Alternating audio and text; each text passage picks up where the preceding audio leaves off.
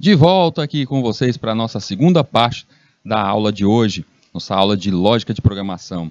Agradecendo aí já no chat, eu vi o Maurício falando que está gostando da nossa aula, está achando ela muito boa, legal. Mas alguns podem até perceber que, nossa, mas ele está lento, está ali olhando parte a parte de um código, ele fica repetindo umas coisas. Eu estou fazendo desse jeito mesmo, para ser lento mesmo, gente, para ver parte a parte do código para a gente entender. Eu quero que aqueles que ainda estão com dúvida entendam agora realmente como funciona os tais vetores, como funciona o nosso algoritmo. Por isso que algumas vezes, vocês perceberam aqui nos últimos exemplos que eu trouxe, foi até praticamente repetindo uma atividade e retirando pedaços dela. Por quê? Porque eu quero que vocês vejam mesmo, eu quero que quando vocês olhem para um código, não simplesmente vocês vejam ali um monte de letrinha e número. Não, eu quero que vocês olhem e entendam o que está acontecendo. Entendam o que está acontecendo em cada linha. Ah, aquilo ali é um loop, ó. Eu sei que está acontecendo. Ele vai repetir tantas vezes. Ah, aquela parte ali é uma variável e ela é do tipo inteiro por esse motivo. Quero que vocês entendam isso. Quero que vocês vejam isso e realmente consigam, ao chegar em um código, ao chegar em uma empresa, porque vai acontecer demais.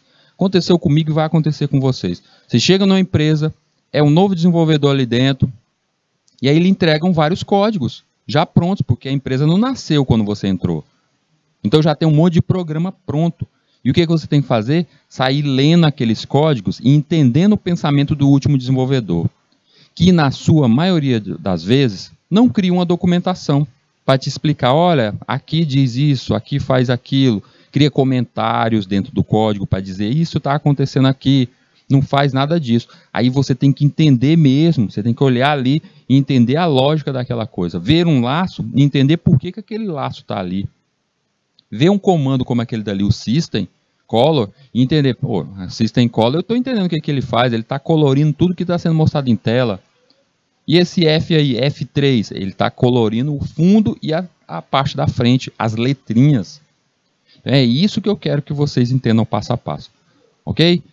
Vamos lá, vamos ver agora aquele nosso código que eu estava mostrando agora há pouco, do campeonato. Bora ver o código do campeonato. Parece que ele vai ser um código extremamente difícil e não é. Olha o tamanho dele, a gente já fez código maior do que esse, gente. Esse aqui tem 31 linhas. 31 linhas. E percebam que o resultado dele, o que mostra nele em tela é até muito mais difícil, muito maior, digamos assim, do que o próprio código. Como isso é possível? Porque ele está mostrando todas as estatísticas depois de contabilizado. O trabalho ali, daquele lado ali, de informar os times, de fazer cada passo daquele ali, é muito maior para a pessoa, para quem está digitando, quem está ali inserindo dados, do que o nosso aqui de criar.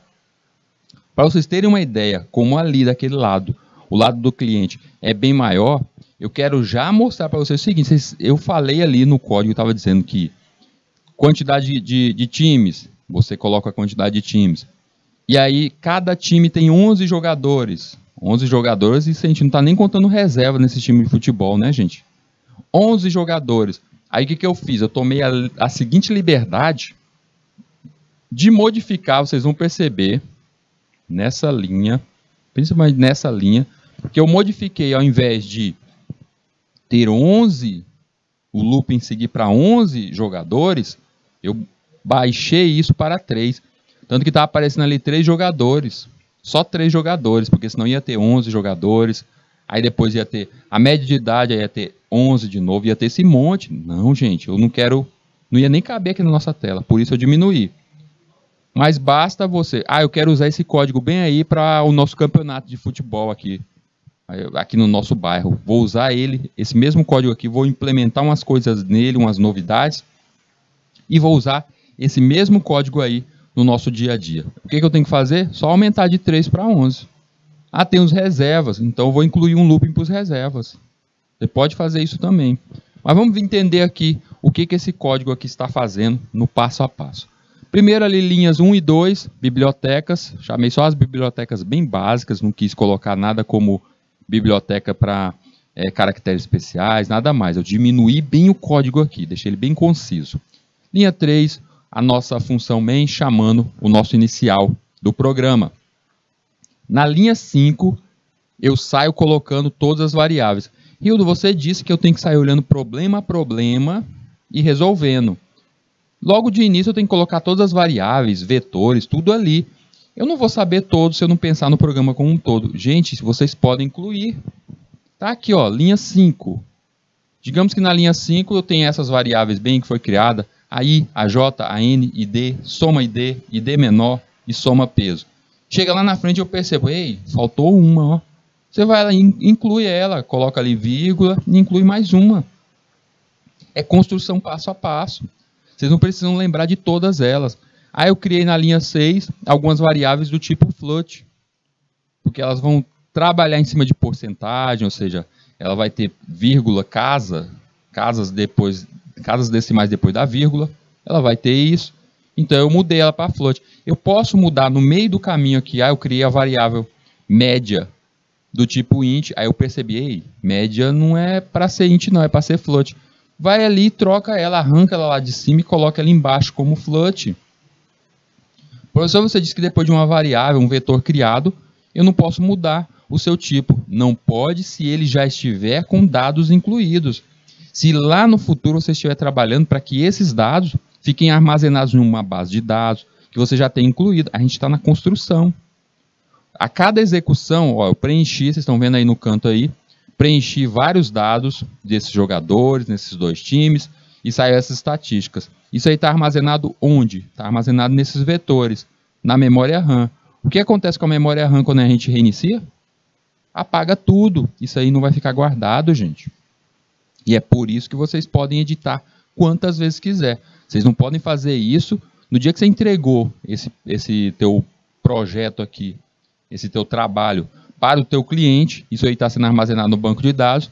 E aí o seu cliente vai e liga para você e fala assim, ei, aqui a média está saindo tudo errado, está dando um erro. Aí chega você lá para verificar, depois dele ter preenchido com o nome de todos os jogadores, as estatísticas, a média está saindo errado. E aí você não vai poder mudar. E aí sim é uma dor de cabeça, porque aí você vai obrigar o seu cliente a refazer, a recolocar todos os dados de novo naquela base de dados. Aí ele vai ficar zangado contigo. Ele preencheu o nome de mais de 100 jogadores ali, naquele clubinho ali, naquele jogo ali no campeonato, e aí você chega para ele e fala assim, olha, é o seguinte, você vai ter que fazer tudo de novo, porque eu errei. Nossa, aí é difícil, né? Então, por isso, nesse momento aqui da programação, pode errar. Não pode é depois que entregou para o cliente. Aí é difícil.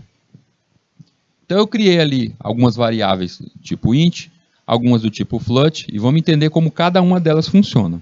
Na linha 7, vem informe a quantidade de times. Vocês lembram que o primeiro problema não era pegar a quantidade de times que tem dentro do campeonato? Então, por isso, a primeira pergunta é informe a quantidade de times que participam no campeonato. Vem um scanf ali e armazena esse valor dentro da variável n. Variável n é para dizer quantos times tem o campeonato. A gente poderia incluir alguma coisa a mais, como a gente já fez em outros programas aqui no nosso sistema, tipo iniciar mostrando o sistema do campeonato brasileiro, colocar um nome bonito, colocar alguma animação. Poderíamos, a gente não quer isso agora. Eu estou resumindo.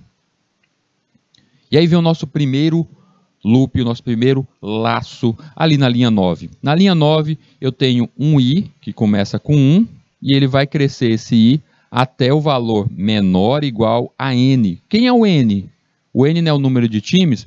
Então esse laço aí é para justamente pegar a quantidade de times, ele vai rodar, ele vai incrementar a quantidade de times que tem ali. Enquanto tiver times, ele vai chamar para incluir novos jogadores naquele time. Então, o laço da linha 9 é justamente para isso. Quando eu entro na linha 9, quando eu entro ali no laço da linha 9, eu vou em soma ID recebendo 0. A gente já vai entender por que soma ID recebeu 0. Por enquanto, vamos deixar ele aí quietinho. E aí vem um novo laço. Eita, é um laço dentro de um laço. Deixa eu desenhar aqui para a gente entender aqui desse ladinho aqui, ó. Então eu criei aqui um for depois eu tenho outro for. Então quer dizer que eu tenho um laço, ó. Eu entrei no laço que eu vou encontrar o outro laço interno. Então se a pessoa for ali digitar um número, informe a quantidade de times que participam do campeonato, eu colocar um número ali como... eu coloco um número que não é possível, um 0. Então ele não vai entrar nesse laço, ele não vai aceitar a entrada desse laço aí. E aí por esse motivo eu passaria direto. Mas como eu quero laço dentro de laço, o laço da linha 9 da abertura, e eu chego no laço da linha 12. Nesse laço da linha 12 é aqui que a gente vai fazer também a contabilidade dos 3 espaços. Por que 3, Hildo? Olha, linha 12, J começa com 1, porque eu tenho, ali é o número de jogadores. Eu tenho um jogador, onde eu vou incluir o nome desse jogador, o nome não, a idade, peso, eu vou incluir esses dados desse primeiro jogador. E aí vai até quantos jogadores? Eu coloquei 3, então ali foi a primeira modificação, olha a setinha ali. Eu coloquei 3, porque eu só vou colocar 3 jogadores por time. Mas ali, ao invés de 3, deveria ser 11. Mas não ia caber o resultado aí na nossa tela. Por isso que eu coloquei 3. Entrando nesse laço, ele vai vir para a linha 14, onde tem digite a idade, a altura e peso do jogador. E assim, a pessoa deverá digitar de forma separada os 3 itens. A idade, a altura e o peso, como está acontecendo ali na segunda linha. A gente vê ali, a pessoa digitou 19, 181 e 80. Isso é cabível à falha do usuário? Com certeza. Porque se ao invés de digitar 19, o espaço 181, porque o espaço a gente sabe que na leitura ele é visto como um finalizador. Se essa pessoa digitar 19 e 181 tudo junto, os números tudo junto, ou ele digitar 19 e der um Enter, já vai falhar o teu programa bem ali. Então, futuramente, o que eu faria? Eu criaria aí um outro looping dentro aí para perguntar primeiro a idade, depois a altura e o peso. Aí eu voltava para o loop externo para capturar os dados do segundo jogador. Mas aqui no caso, para diminuir, deixar mais conciso, eu coloquei que o usuário digitasse na mesma linha os 3 valores separados. Mas isso aí futuramente a gente poderia até adicionar. E aí vem, após a pessoa digitar esses 3 valores, na linha 16, o soma ID vai receber o soma ID mais o ID. Quem é o ID? O ID é a idade. Foi a idade. Então, esse soma ID vai receber a idade. Por quê? Porque eu estou começando a colocar todas as idades em um só local. Assim como na linha 17 eu estou colocando todas as alturas num só local, porque é daí que eu vou tirar o valor da média. Eu vou tirar a média dessa soma bem aí. Linha 18, vem um if. Por quê? Porque eu quero agora trabalhar em cima do peso. Eu quero ver aí justamente a questão do peso. E aí vem a pergunta, peso maior do que 80? Porque eu quero justamente fazer um contador de quantos jogadores estão acima de 80 quilos. Se eu encontrar alguém que tenha sido digitado ali acima de 80, o que me acontece? Soma peso vai receber mais 1 de valor. E assim eu vou estar aí contabilizando quantos jogadores estão acima de 80 quilos. Na linha 20, uma pergunta também de quais os jogadores que têm menos do que 18 anos, ou seja, menos do que o 18 aí, resultado eu estou procurando quantos jogadores são de menor. Quantos jogadores têm ali menos que 18, porque ele também pediu isso no nosso programa. E aí o ID menor vai ser incrementado mais 1, criando esse nosso contador. Na linha 23, vai mostrar primeiro a média de idade do time. Por quê? Ele está dentro desse laço ainda, a gente não saiu desses laços aqui, está neles ainda. Por quê? Porque cada time eu quero que seja apresentada ali essa média. Aí a média da idade do time vai ser mostrada ali justamente pela soma ID. Soma ID foi o quê? Soma da idade. Dividido por 3. Gente, aqui onde está 3, é o mesmo 3 que eu iniciei lá em cima da quantidade de jogadores. Então, se são 11, se eu modificar para 11 jogadores, o soma ID vai ter que ser dividido por 11. E assim vai mostrar a média de idade desses 11 jogadores. Se eu aumentar a quantidade de jogadores, a mesma coisa, eu aumento nesse soma ID e aumento lá no nosso laço. Linha 25, média alt, vai dar finalmente a média da idade, será a soma da altura, soma da altura, a média da altura. Então, a soma da altura dividido por N.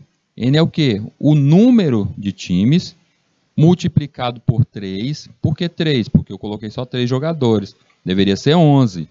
Então, é o número de times multiplicado por 11, que vai ser o que vamos dividir a soma da altura. E assim a gente vai dar a média de altura de todos os jogadores do campeonato. 26. O P vai receber o quê? A soma de todos os pesos, a gente somou a quantidade dos pesos desses jogadores, dividido por número de times, multiplicado ali está 3, mas será por 11, multiplicado por 100. Por quê? Porque eu quero porcentagem. E assim o P vai ter justamente o percentual de jogadores do campeonato, que vai ter, aí no caso é soma-peso, que vai estar com o peso acima de 80 kg, porque o soma-peso não somou o peso deles, mas somou a quantidade de jogadores que estava acima do peso. E aí, ao finalizar ali, tudo isso vai ser mostrado em tela. Então, gente, se a gente for resolver, vocês não vão resolver todo o problema de uma só vez. Resolva passo a passo.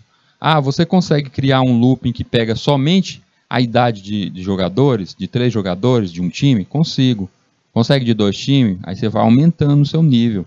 A produção de um software é desse jeito. Não tenha pressa, digamos assim, pressa em tentar resolver um problema grande de uma só vez. É levado um tempo.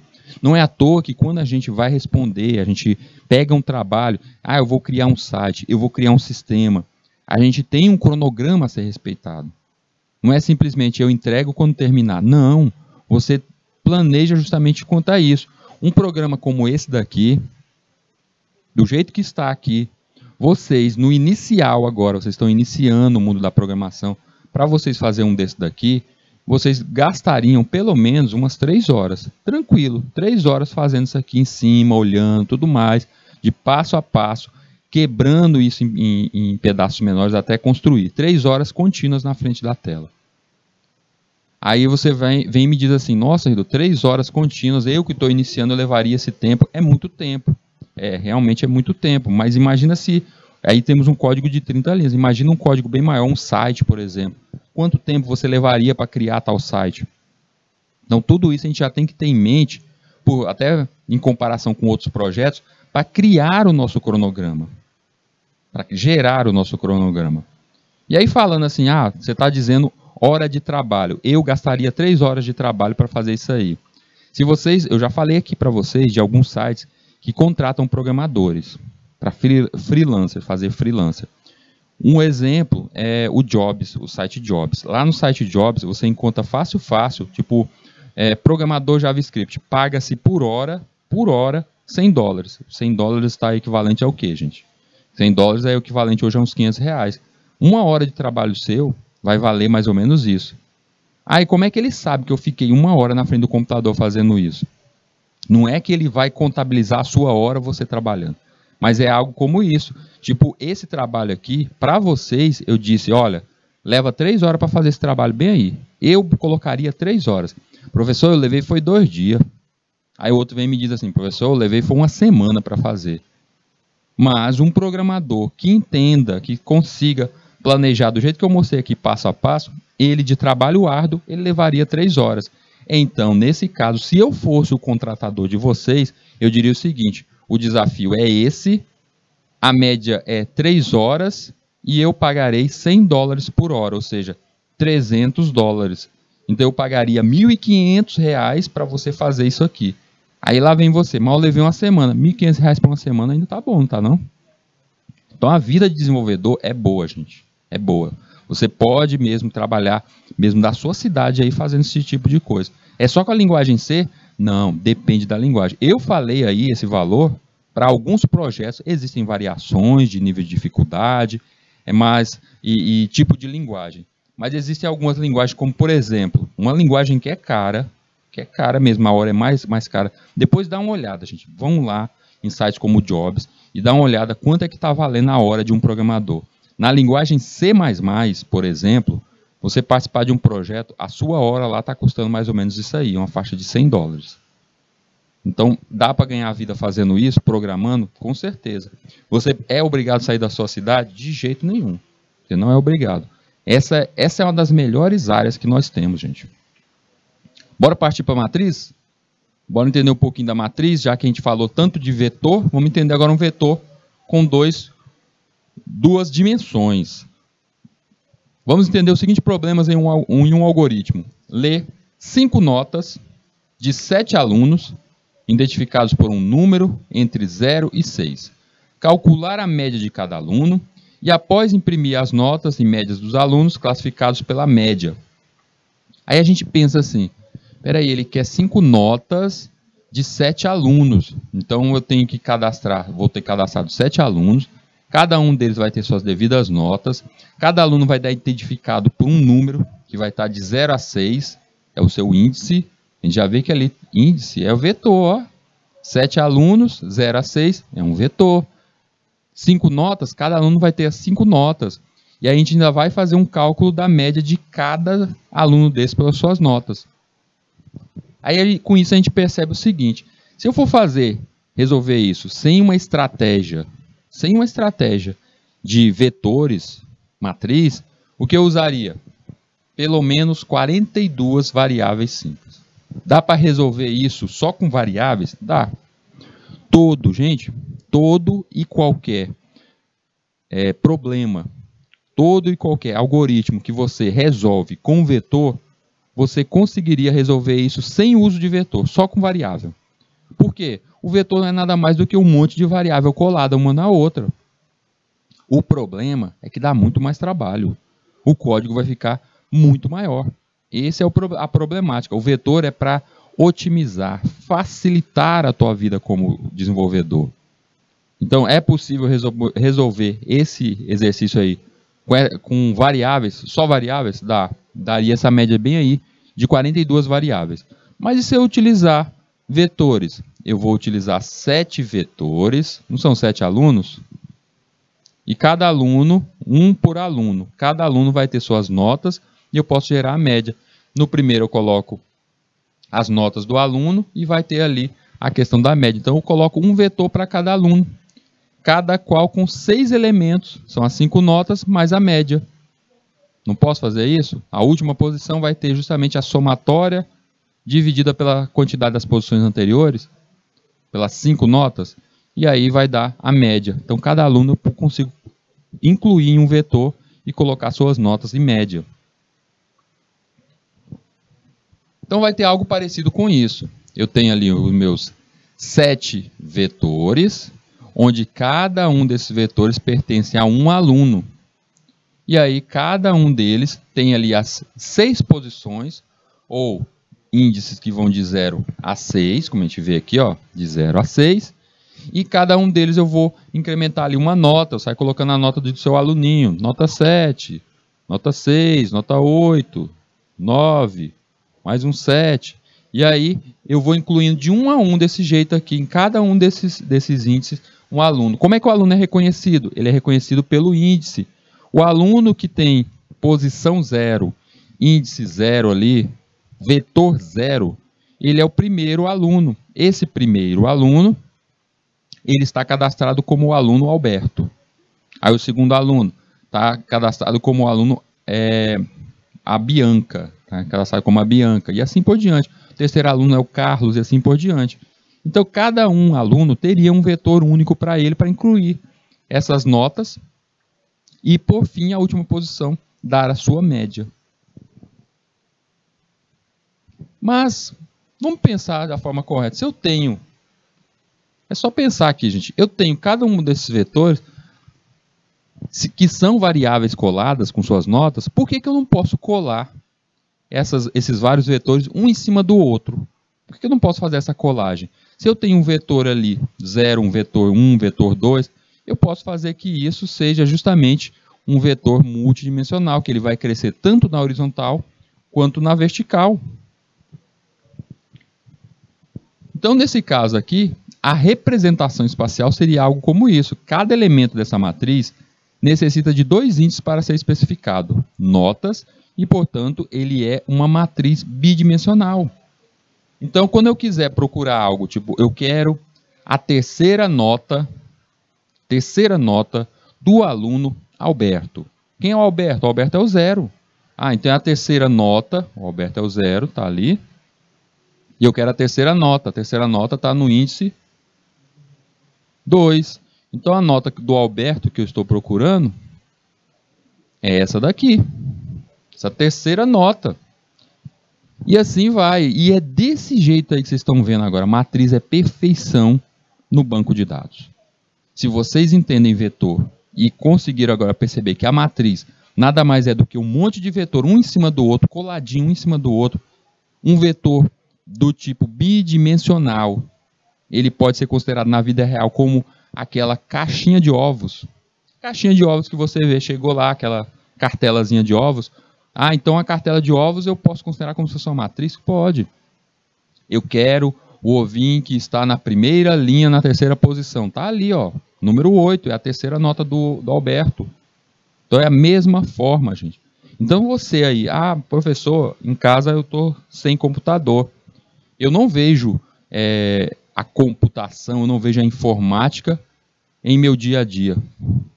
Tem ovos na sua casa? Tem, chegou, você comprou ali uma cartela de ovos. Quando você olhar para a cartelinha de ovos, você vai perceber que ali tem matriz.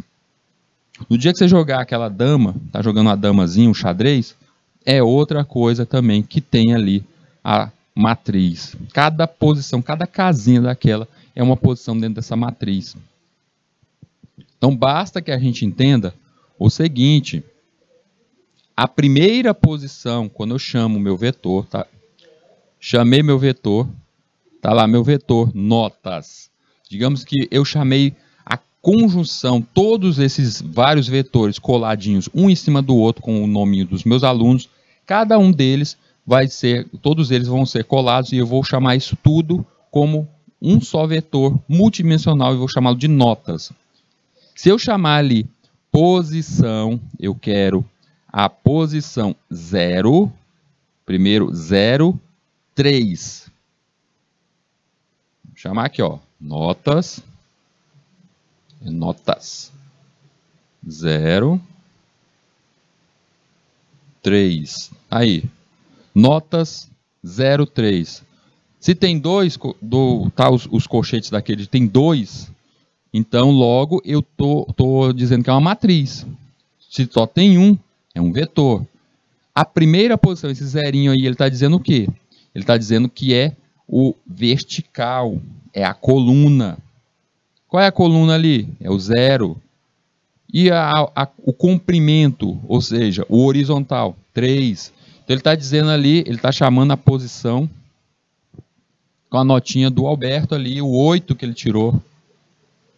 E é desse jeito aí que a gente aponta para uma matriz, é desse jeito que a gente aponta para dados dentro de uma base de dados, gente. É desse jeito que você aponta para itens dentro de um banco de dados. Mas, Rildo, vetores, uma regra natural que a gente tem dentro dos vetores. Vetores, eles não seguem sempre um padrão. Se é um vetor, ele tem que ser só do tipo inteiro. Se ele é um vetor, ele só pode ser do tipo float. É só um tipo de coisa que pode estar ali.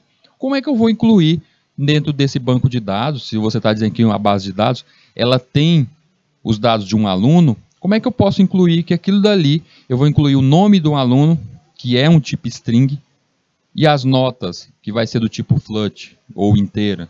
Como é que eu vou incluir tudo isso? Vou negociar esses dois. Você vai negociar por esse índice inicial. Você vai chamar esse índice inicial aqui. O aluno Alberto, ele tem índice 0 dentro dessa tabela, dessa matriz notas. Ele vai ter o seu índice 0. Então, quando eu chamar o aluno Alberto, ele vai ser 0. Quando eu chamar a Bianca, vai ser o 1.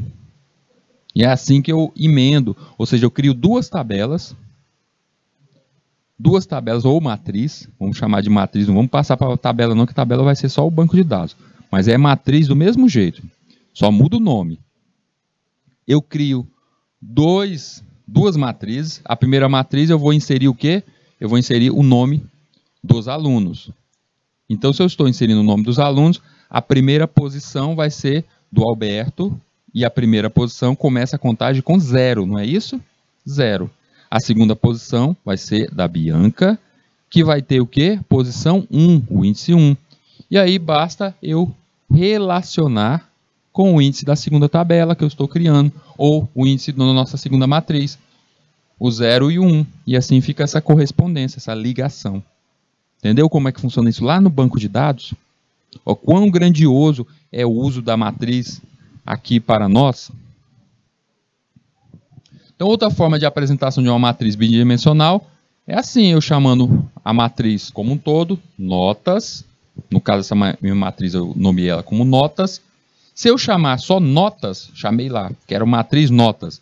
E notas é uma matriz. Ela vai me apresentar todos os itens que tem lá dentro. E como é que ela vai apresentar?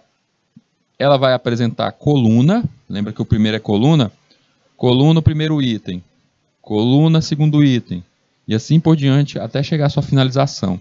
Então ela vai desenhar na tela, vai mostrar todos os itens, coluna a coluna, item a item da sua coluna. Matriz, também chamado de conjuntos bidimensionais, contém um número fixo de elemento, regra, gente, tá? Da mesma forma que o vetor, a gente tem que colocar um número fixo, aqui em matriz isso é mais imprescindível, a gente tem que nomear, a gente tem que numerar, não nomear, numerar a quantidade de elementos. Então a gente tem que definir isso, qual vai ser o tamanho. Ah, um xadrez ele tem que ter obrigatoriamente uma quantidade de casas. Ele tem 8 casas, 8 no comprimento, e mais 8 ali na sua profundidade, ali na sua coluna. Ou seja, é 8 por 8. Por isso que o xadrez, um tabuleiro de xadrez, ele tem ali 64 casinhas. Todos devem ser do mesmo tipo. Segue a regra do vetor. Ele não é um tipo de vetor, aquele vetor simples, é o mesmo tipo, então ele tem que ter o mesmo modo também. Esse tem que ter o mesmo tipo de dado interno. Vai colocar inteiro? Todos têm que ser inteiro. Vai colocar float? Todos têm que ser float. Arranjados na forma de tabela de 2 dimensões. Todos esses itens têm que ficar arranjados nessa forma de 2 dimensões. A vertical e na horizontal. Professor, futuramente, se você está criando um tabuleiro, por que eu não posso criar um cubo? Por que a gente não pode ter algo como um cubo? Será que eu vou conseguir fazer esse cubo, gente? Por que eu não posso ter algo como isso aqui, ó, um cubo? Eu posso gerar esse cubo bem aqui, gente? Posso ter uma estrutura como essa? Ficou erradinho ele aí. Posso ter uma estrutura de um cubo, uma caixinha? Se a gente for pensar uma caixinha, gente. Posso considerar uma matriz como se fosse uma caixinha que eu vou guardar todos os itens internos? Como uma estante? Posso imaginar desse jeito? Pode. Só que aí ela tem profundidade. Ela não vai ter só o horizontal, o vertical, mas ela vai ter profundidade. A gente trabalha isso muito quando a gente vai trabalhar com gráficos. Se um dia vocês se tornarem programadores e seguirem o rumo da programação para jogos, vocês vão ter que trabalhar com a matriz de 3 dimensões, profundidade. Quando você pensa em algo como, vocês já devem ter visto, se não jogaram, já devem ter visto, um joguinho como Minecraft. Na construção de uma casinha, ele não segue aqueles cubinhos também? 3 dimensões. Quando vocês vão jogar algo como Fortnite, ele vai fazer aquela construção de torres, pontes, ali também tem profundidade naquela imagem. Essa profundidade tem que estar no back-end arranjado com a utilização da matriz de 3 dimensões. Então a gente utiliza muito matriz de 3 dimensões.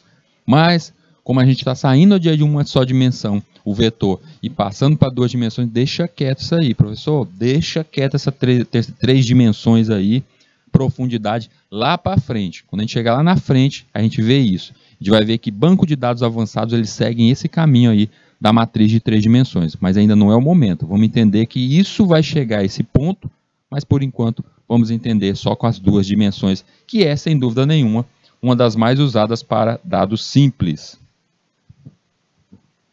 Uma matriz, aqui chamada de MAT, M-A-T, que tem M elementos na sua horizontal e N elementos na vertical. Ela funciona mais ou menos desse modo. Eu posso crescer desse modo aí. É sempre bom definir a quantidade máxima de elementos, mas ela funciona desse modo bem aqui, que está em tela. Matrizes ou array bidimensionais são estruturas de dados que organizam informações de mesmo tipo e mesmo nome em tabelas. Para tanto, são utilizados dois índices que correspondem à linha e à coluna. Então, quer dizer que lá no vetor não tinha essa questão aqui de colocar esses índices mostrando cada um dos quadradinhos, não era isso? Só que agora, como eu estou trabalhando também na parte de coluna, eu tenho que colocar mais um índice ali, esse índice lateral. Então, ele vai ter dois índices mostrando um para a linha e um para a coluna. Nesse caso do vetor, eu só estaria olhando os índices ali, apontando cada um dos itens internos nessa minha linha. Para se acessar ou modificar um elemento da matriz, deve-se especificar o nome da matriz, seguido de dois números entre os colchetes, sendo que o primeiro corresponde à linha e o segundo corresponde à coluna, relativa à posição que o elemento ocupa na tabela. Então, a gente tem que especificar qual o item real que a gente vai modificar, qual o item que a gente vai estar ali a trabalhar. Na declaração e atribuição de matrizes. Uma matriz nada mais é do que um vetor de duas dimensões, logo, a atribuição de valores a uma matriz é feita de modo semelhante à atribuição de valores a um vetor. Só que agora eu tenho que indicar os dois índices, não só um índice, mas os dois índices. Então, a declaração de um vetor com n dimensões é feita da seguinte modo. Como é que eu declaro a minha matriz? Digo o tipo dela, dou um nome para ela. Esse nome segue aquelas mesmas regras que a gente já entende para dar nome para variáveis, nome para vetor. A gente tem as palavras reservadas, tem que respeitar como o nome está sendo escrito, não deixar espaços, não iniciar com números, não colocar palavras que já existem, como, por exemplo, eu vou colocar o nome da minha variável, da minha matriz, vou chamar ela de string, vou chamar ela de inteiro. Não posso fazer isso. E aí eu coloco ali, logo adiante, toda a questão das devidas posições. Eu vou incluir nas suas devidas posições. Eu já posso iniciar uma matriz já incluindo dados nela. Então, na declaração aqui, no caso de uma matriz de dimensão 3 por 2, a gente faria o quê? Eu digo aqui, no caso, essa minha matriz de 3 por 2, eu vou criar ela do tipo inteiro. Tá lá, int, chamei ela de mat, dei o nome dela de mat, e disse que ela é 3 por 2. Quando eu digo isso, é que nem lá no vetor. Vou criar aqui um vetor bem aqui no cantinho, ó, gente. Vetor, aí eu coloco aqui vetor 3, vou dizer que ele é int. Tá lá, vet 3. O que isso quer dizer? Que esse vetor ele tem 3 espaços, ele tem 3 quadradinhos, ele equivale a 3 variáveis coladinhas. E quando eu crio essa minha mat aí, 3 por 2, eu estou dizendo, o primeiro está dizendo o quê? Está dizendo que é a coluna. Então, ele vai ter o quê? 3, ó. 1, 2, 3. 3 de coluna. E aí, eu estou dizendo 2 logo adiante. 3 por 2. Eu estou definindo que ele vai ter 2 espaços logo adiante ali na linha. Então, eu tenho 3 por 2 aí nesse caso. A gente deve definir desse jeito. Isso aí vai me ajudar em quê? Naquele caso ali das notas, no caso das notas, o que eu teria que fazer? Eu teria que criar são 7 notas, então seria uma variável, uma matriz 7, e são quantas notas? Eram 5 e eu ainda tinha a média. Então, por 6, 7 por 6. A gente tem que definir isso, para não deixar espaço vazio ali. O espaço criado de forma vazia de uma matriz dentro da memória, ele é mais grave ainda, muito mais grave do que um espaço, você deixar um bloquinho vazio dentro de um vetor. vocês terem uma ideia, vou criar aqui, ó. Criei um vetor 4 posições. E aí eu preencho o primeiro, preencho o segundo, preencho o terceiro. Tá lá, preenchi. O último espaço eu deixei vazio ali na memória. Foi uma perda? Foi. Deixei ali esse espaço em memória perdido. Mas se eu estou falando de um vetor bidimensional e eu tiver feito esse preenchimento, são muito mais casas, muito mais espaço de memória ali que está vazio. Então é muito mais fácil ali. Lembra que eu falei do tal do SQL Injection? Injeção de código malicioso dentro do teu site, dentro do teu sistema. Você está deixando um espaço maior ali. E SQL vem de quê? É a linguagem utilizada lá no banco de dados. Então, se o banco de dados, o Rido, está aqui dizendo para vocês que ele é principalmente uma matriz bidimensional, tudo ali são tabelas, você criar uma tabela e deixar ela com espaço desse jeito aqui livre, é um convite a um hacker entrar no teu sistema. Então a gente já começa daqui, defina já do início como é que serão os itens colocados. Atribuição inicial. A atribuição inicial é feita da mesma maneira que para os vetores de uma só dimensão. Eu aqui nesse nosso exemplo, eu coloquei ali um int A, eu chamei essa minha variável, essa minha matriz de A, e disse que ela vai ter ali dentro suas posições, sua vertical vai ser 3, ou seja, 3 casinhas na vertical e 2 ali na horizontal, no seu comprimento. E eu já estou inserindo alguns números nela, já estou inserindo ali 1, 1, 2, 2, 3, 3. Nesse exemplo, o vetor tem 3 linhas e 2 colunas, logo está sendo feita esta seguinte atribuição. Quando eu coloco aqui 1, 1, onde eles vão cair? Eles vão preencher, a gente começa o preenchimento linha a linha. Vamos pensar o seguinte, deixa eu apagar os itens internos aqui desse nosso vetor aqui que eu saí preenchendo. Quando você começa a preencher, receber dados em uma lista, em uma matriz, ela vai preenchendo linha a linha. Vamos pensar que esses mesmos dados aqui, 1, 1, 2, 2, 3, 3, vão estar sendo preenchidos nessa outra matriz aqui, daqui de cima. Qual seria essa matriz aí de cima? Vou chamar ela de M. E aí, no caso, primeiro, ela vai ter 3 e 4 de comprimento. Essa é essa matriz M que está aí em cima. E digamos que ela está recebendo aqueles mesmos valores ali, 1, vocês percebam que os valores que estão sendo recebidos, os elementos que estão sendo recebidos, estão divididos só por a vírgula, só uma vírgula. Então, conforme eu for recebendo ali, o que acontece? Eu vou preencher como se eu estivesse preenchendo um balde, um vasilhame com algum líquido, água. Só que de cima para baixo. 1, 1. E agora o 2, 2 é embaixo? Não. Ele continua preenchendo em cima. Porque ali não é porque o 1 é diferente de 2 que ele vai saber que tem que passar para a linha de baixo. Não, ele vai preencher a linha do topo inicialmente toda. É por esse motivo que a gente tem que saber exatamente o tamanho que a gente quer.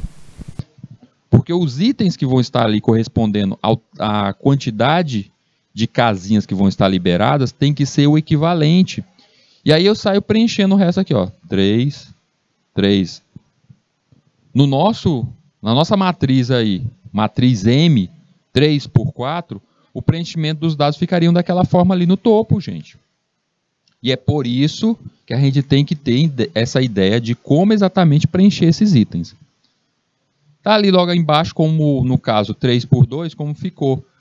Na posição 0, 0, foi o primeiro 1, na 0, 1, foi o outro 1. Na posição 1, 0, ficou o 2, e na posição 1, 1, ficou o outro 2. E assim por diante. Observe que os dois primeiros números da chave estão sendo atribuídos à primeira linha. Os dois seguintes são atribuídos à segunda linha, e os dois últimos são atribuídos à terceira linha. Cada uma das linhas sendo preenchida. Mas ele está respeitando isso, não é porque o 1 foram o 1, 1 e depois 2, 2, porque eles são diferentes. Mas ele está respeitando o preenchimento linha a linha. Vamos se ater a isso. A atribuição inicial também pode ser feita da seguinte forma. Eu também posso sair definindo aqui, ó.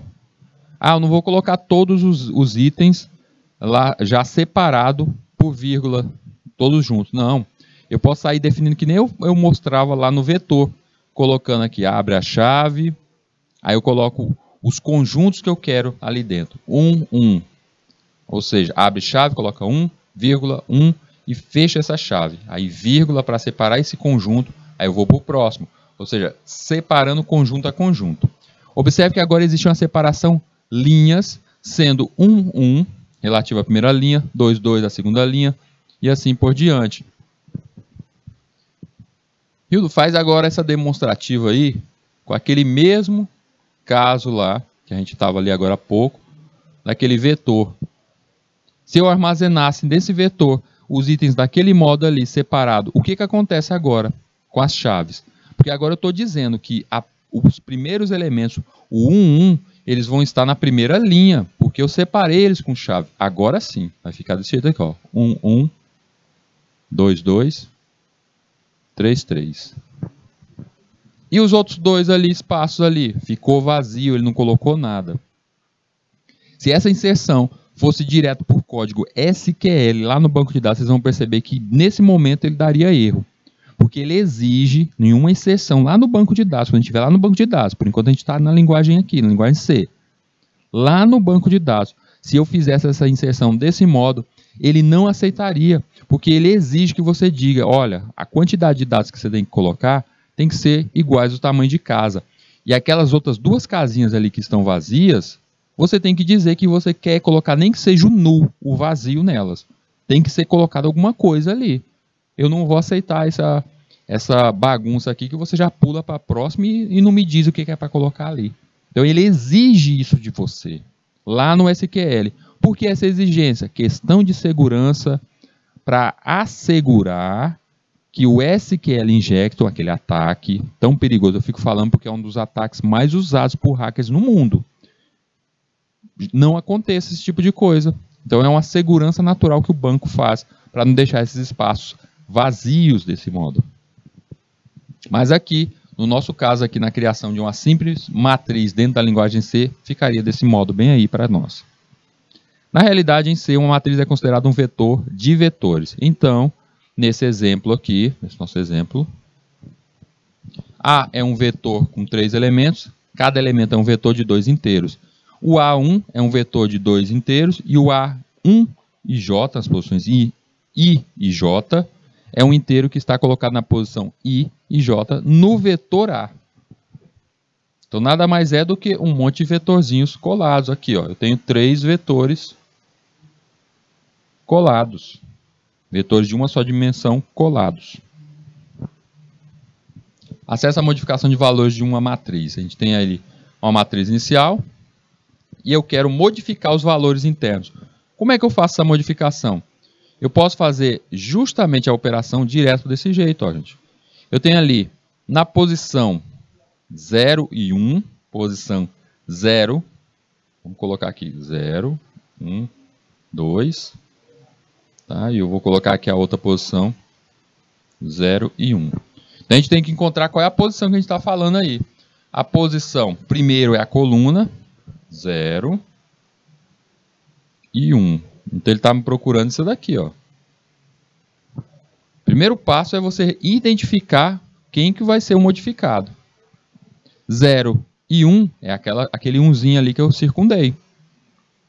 E aí o que eu estou dizendo? Que nessa posição ali, onde já tem um valor de 1, eu quero adicionar mais 2. 0 e 1 mais 2. Então é 1 mais 2. Por isso que ali na matriz final ela ficou com um valor de 3. Na outra posição ali eu tenho 1 e 0. Quem é o 1, gente? O 1 está aqui. Deixa eu apagar o outro aqui para não confundir vocês. Este é o 1 e o 0 está aqui, ó. 1 e 0. Então, 1 e o 0, eu tenho aqui esse nosso valor agora. O 2. O que ele está dizendo ali? Nesta posição ali, 1 e 0, eu quero que seja inserido o que está no 0 e 1. Quem é o 0 e 1, gente? É aquele 3 que está lá em cima. Não tem um 3 lá em cima? 3 lá em cima, não é? É, porque virou 3, viu? Mais 1. 3 mais 1. Então ela ficou com 4 ali no lugar. Ela retorna, ficando 4 no lugar. E por fim, a gente tem ali na última posição, na posição 2, 0, que aqui eu tenho, vou deixar quadradinho, que eu tenho 3. Ele está dizendo que é para me colocar nessa posição, ou seja, substitui. Eu estou dizendo para colocar nessa posição o que está na posição 2, 0. O que está na posição 2, 0? A posição 2, 0, nós temos já o 3, é o mesmo 3, multiplicado pelo que está na posição 1, 0. O que está na posição 1, 0? Na posição 1, 0 nós temos 4. Não é o 4 que a gente acabou de mexer? Então, 3 vezes 4. O que ele está dizendo aqui é só 3 multiplicado por 4. E é por isso que resultou no 12. Gente, essa telinha bem aí que vocês estão vendo, isso que vocês estão vendo aí agora, isso aí acontece muito em concurso, tá? Eu já vi várias questões de concurso desse jeito aí. Ele te dá a matriz inicial, mostra as operações, e aquele último quadro ali que vocês estão vendo, matriz final, ele pede que você preencha os valores daquela matriz final. Então isso acontece demais, viu? Fica de olho aí, que isso aí pode aparecer para vocês. Arranjo multidimensional ou matriz, a tabela. Um arranjo multidimensional é o arranjo que necessita de mais de um índice para referenciar seus elementos. Ou seja, a nossa matriz, nosso arranjo bidimensional. A gente tem aqui um código básico aqui para a gente entender, aonde eu chamei aqui as nossas constantes, nosso define, onde eu defini o maxlim 7 e o maxcol 6. E aí eu estou criando agora aqui, do tipo flut, uma matriz que eu dei o nome de notas, onde ela vai pegar os valores de maxlim e maxcol. Quem é maxlim? 7. Quem é maxcol? 6. Então eu estou dizendo que eu estou criando um vetor do tipo bidimensional, onde vai ter 7 de espaços ali na linha, ou seja, quantas linhas, e 6 espaços dentro das colunas. Ou seja, eu estou ali criando esse vetor 7 por 6.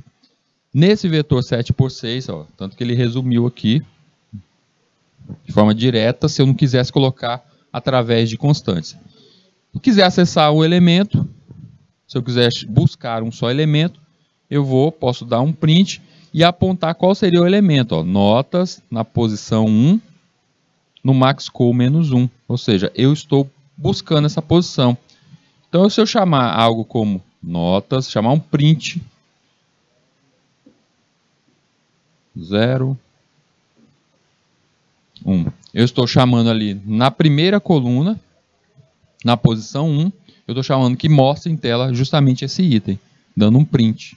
Da mesma forma que eu posso inserir dados nessa posição, eu posso também mostrar o que está naquela posição. Lembrando que segue aquela mesma regra das variáveis, dos vetores naturais, que quando você insere um dado ali, ele substitui, tá? Não soma, ele substitui o que está ali. Então a gente tem que lembrar sempre que temos como primeiro índice a linha e segundo índice a coluna. Primeira nota do primeiro aluno, como é que eu poderia chamar? Dava um print e chamava ali posição 0, 0. Que era a nota do terceiro aluno nessa matriz bem aí. Como é que eu poderia chamar? Onde I é igual a 2 e J é igual a 0. Então, o I e o J apareceria desse modo. Eu queria incluir essa nota desse modo. Última nota do último aluno. Chamei ali na sexta posição da coluna, ou seja, o último vetor lá abaixo, e a última posição, quinto. Aí vai mostrar a última nota, e eu já posso fazer até a comparação, porque é um if, se ela for maior do que 9,5. Então vai mostrar isso se ela for maior. Ou no caso aqui, eu posso chamar um if, dando já as devidas posições dele através da nossa constante, também fazendo a comparação. Então, eu posso fazer da mesma forma que eu utilizei toda a regra dentro do vetor, eu posso fazer aqui também dentro das nossas matrizes. Atenção! Seja qual for o número de dimensões, os elementos de um arranjo são sempre do mesmo tipo. Vamos lembrar disso. Não importa o tamanho da sua matriz. Sempre terá o mesmo tipo. Eu quero criar uma matriz que vai ter o nome dos alunos e as suas notas. Nome é uma coisa e notas são outras, ou seja, são tipos diferentes. Eu tenho que arranjar um jeito de conectar os dois. E aí isso a gente faz através de base de dados, do banco de dados. Então, eu tenho que criar a matriz de um só tipo. Vamos lembrar disso. Vamos ver aqui a leitura das matrizes passo a passo. Como isso acontece. E aí a gente já começa a entender como as matrizes são lidas, como acontece a leitura nessas matrizes, passo a passo, e entender melhor o nosso laço. Quem não entendeu o laço, e principalmente agora um laço dentro de um laço, ou seja, é o uso de matriz, a leitura de uma matriz, a gente vai entender agora. Eu começo aqui que uma matriz ela é 3 por 3. Vamos imaginar que essa matriz foi criada ali, ó, valores, é o nome dela, e ela vai ter tamanhos 3 por 3. Então, no primeiro laço, deixa eu apagar para a gente... Primeiro laço, estamos no primeiro laço. Eu tenho ali for, o i começa com 0. Vamos imaginar que ela já foi criada inicialmente com os valores 0 para i e para j. O i começa com 0 e esse i vai subir até o tamanho de max-linha. Ou seja, qual é o tamanho da max-linha? Não é 3, gente? 3 por 3? Então ela vai crescer, ela vai passar por esse nosso vetor aí, até chegar onde esse i vai ser menor do que 3. Ou seja, ele vai contar 0, 1 e 2. 0, 1 e 2. Se não ser 0, 1 e 2, está aqui, ó. É o que a gente quer percorrer. Quando ele entrar na posição 0 e o max-lin vai deixar aí, porque ele vai ter ainda, vai ser menor, o i vai ser menor do que o max-lin, menor do que 3, ele vai entrar no segundo laço. Quando ele adentrar no segundo laço, nesse segundo for, tem início o j com valor 0, e ele vai dizer que o j, se ele é menor do que o max_call. O max_call também é o que, gente? São 3. A gente poderia até ter substituído, nem precisava ter colocado max_lin e max_call. Só 3. Onde você vê max_lin, onde você vê max_call, é 3. Então ele vai fazer essa leitura também dentro desse laço. E aí o que ele vai fazer? Ele vai chamar pelo scanf e armazenar o dado. A pessoa foi lá e digitou o valor 9. Primeiro número digitado, valor 9. Ele vai cair aonde? Quem é o i? O i não está sendo 0. Quem é o j? O j não está sendo 0. Então aqui é 0, 0. Então a primeira posição, 0 e 0. Então o 9 ele é colocado no primeiro quadradinho ali. Ele vai para o primeiro quadradinho porque foi a primeira passada desse laço. Vou inserir o segundo item. Eu ainda estou dentro desse segundo laço. Estou nesse segundo laço ali. Porque eu só vou sair desse laço quando eu chegar ao equivalente de 2, não é isso? Quando esse 3, ó, o j, for menor do que o max_call, que é o 3. Então eu ainda continuo dentro desse laço. E aí a pessoa digita o número 5. Aí eu pergunto o que o scanf vai receber. O i. Quem é o i? Ele continua 0, eu não saí de dentro desse laço. E o j? O j agora ele já passou, já está na segunda passada desse laço. E o j aumentou mais 1, porque é j mais mais. Então o j agora está com o valor de 1. Então é 0 e 1.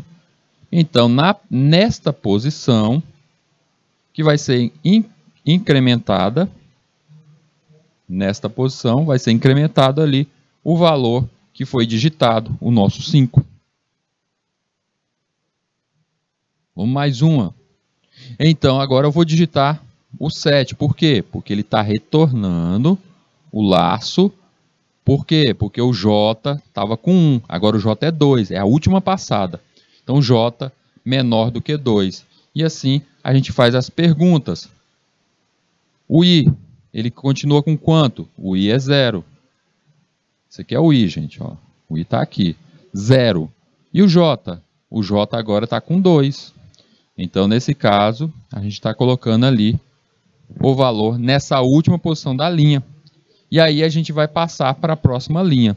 Mas antes da gente fazer isso, Vamos dar aquela paradinha, vamos para a nossa pausa de 20 minutinhos.